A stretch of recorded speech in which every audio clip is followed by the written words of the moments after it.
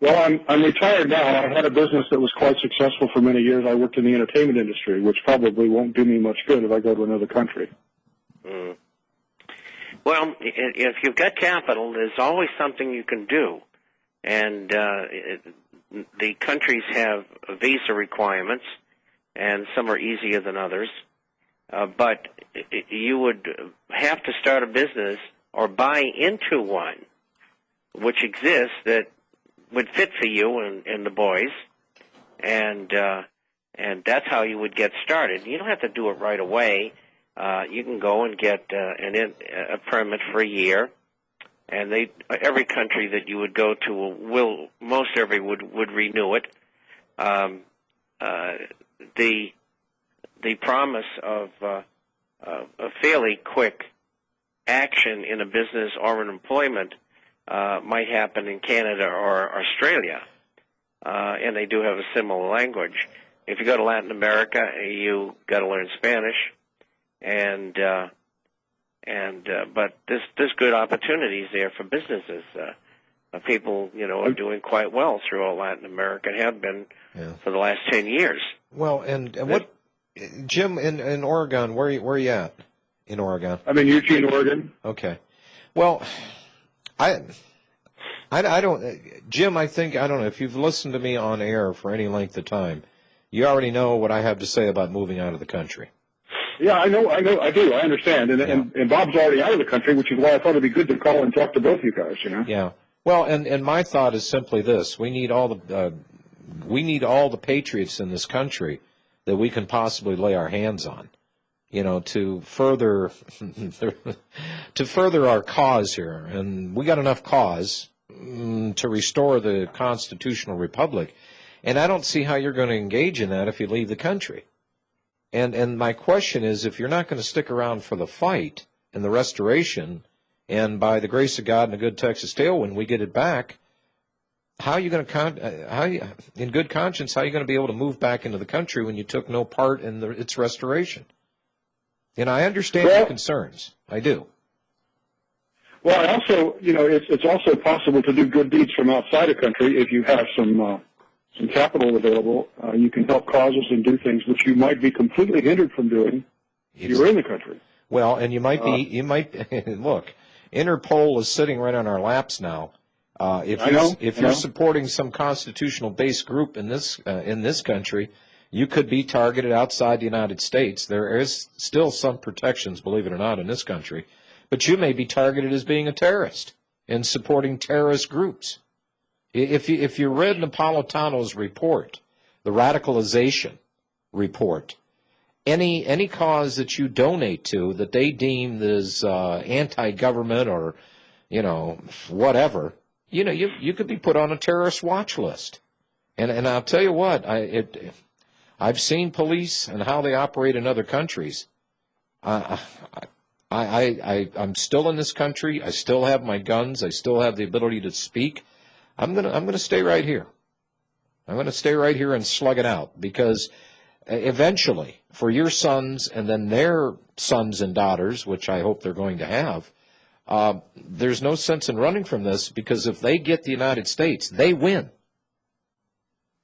And they're going to be living in relative obscurity under some mandate or dictate from some dictator or foreign rule or something else that's going to be totally foreign to what they're used to here in the United States. At least we have a shot at getting this back.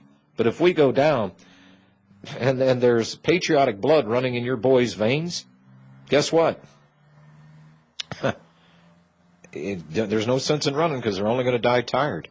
What I would consider doing if I were you, and if you've got money set aside and you've got capital, move someplace in the country that still has a viable economy. Right down here in Central Texas, we still have, the restaurants are loaded up and the movie theaters, and people are still spending money. In other parts of the country, like Florida, California, Michigan, so on and so forth, you couldn't buy a job. You couldn't pay somebody to go to work up there. But I would consider other options. I would make my list, and I would vet it out, because that's a major move, moving out of the country.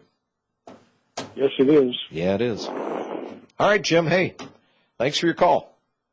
Thank you. Appreciate it. I don't think you got the answer that you wanted there, Bob. Well, I think there's certain people who are cut out to move to other countries. Yeah. And, most of them, if it's the first time, they don't know until they get there. And there's quite an adjustment for most people. It's easy for me because I lived all over the world. Well, you've been globetrotting for how many years? Well, since I was 20. Yeah. And that's been so what? It's over 50 years. I was going to be nice. I was going to say it was 30 years. No, I am what I am. I am what I am, and that's all that I am. And I eat my spinach You got it. All right. Dave in Texas. Hello, Dave. Good afternoon, gentlemen. Hi. Happy New Year to each of you. Thank you. Well, what I am is one thing. I'm a patriot and I'm a strict constructionist myself. I'm not in favor of moving out of the country since you happen to bring it up. I plan to stay right here, and if they're going to take me down there, I have to do it on my own home soil. There you go. But I don't intend to, if I can avoid it, be taken down. I intend to come out on top. As do I we intend all. our country to be taken back for our Constitution and get our country back the way our founding fathers intended. What I certainly hope to have happen. I've asked a couple of questions of Bob. Where does he share with my view of the economy is that it's obviously much worse than the government is letting the people on. I think we entered, as I've said, may recall, into a depression in the last year. And I don't like having to say this, but I believe we're still in it. I don't think we've really come out of it. I think the so-called recovery is what I call theoric. It's not real. I think the markets have been artificially bid up. I think that it's likely to still be forced over time to come back down with all the heavy deficit spending they're having. And I think that the bubble they've created in some of the commodities markets and in trying to build back up the banks, or at least on paper, are still, that bubble could burst and it all could go right back to being at the brink, not that I want this, but that I fear it, the brink of collapse, the way they were at about a year or so ago. And while I don't want that, I'm worried about it, but it could bring down, if it happens, their New World Order international banker system, and the people might have a chance to actually go back to dealing with real goods backed by real assets and start to leverage back control of our economy and take our country back if it does happen. How does Bob see the overall economic conditions for the next year or so? Bob, reach Well, in. the economic conditions are exactly as you state them. And there is no recovery.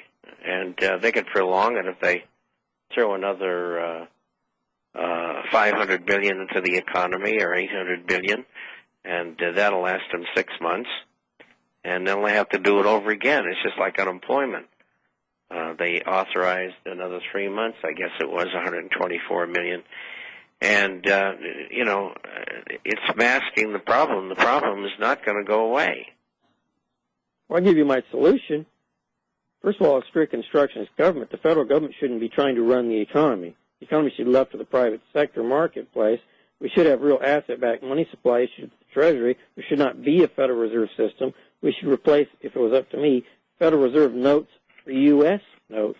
I'd give it a one-for-one exchange. I wouldn't have any devaluation. I would say we'll honor all existing money in lawful current circulation, but we'll replace it with a replacement note like Jack Kennedy wanted to do, Federal Reserve notes for U.S. notes, and then we'll declare the backing of the new notes with the asset base of the federal government, which at least would include gold and silver. It might not solely be limited to gold and silver only, but it would certainly include it.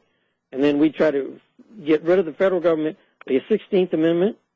I'd also call for getting rid of the 17th Amendment. The states pick their Senate representation, as Article 5 of our Constitution calls for. And Article the 14th Amendment, get rid of that as well. Well, actually, if maybe there's not time, I would have to debate the 14th Amendment. I disagree with most people who say get rid of the 14th Amendment. What I disagree with that on, the 14th Amendment does not do what many people who call for its repeal think that it does. They think it puts everyone under the federal government, therefore we need to get rid of it.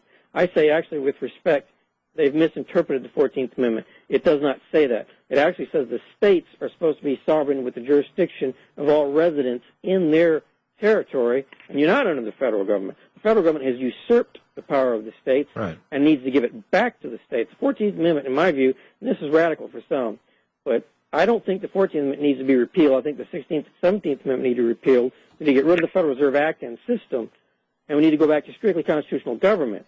But the 14th Amendment really, in my opinion, isn't the problem. It's how the federal government has misinterpreted the 14th Amendment and has misapplied it under law, not the 14th Amendment itself. That's a hard argument to make for some people. It gets a lot of people upset because they want to argue this, that, and it takes time to debate it all out. But I actually don't favor the repeal of the 14th Amendment. At the end of the 14th Amendment, it allows for the lawful repudiation of any debt issued in aid or insurrection of rebellion against the United States, which all Federal Reserve debt is.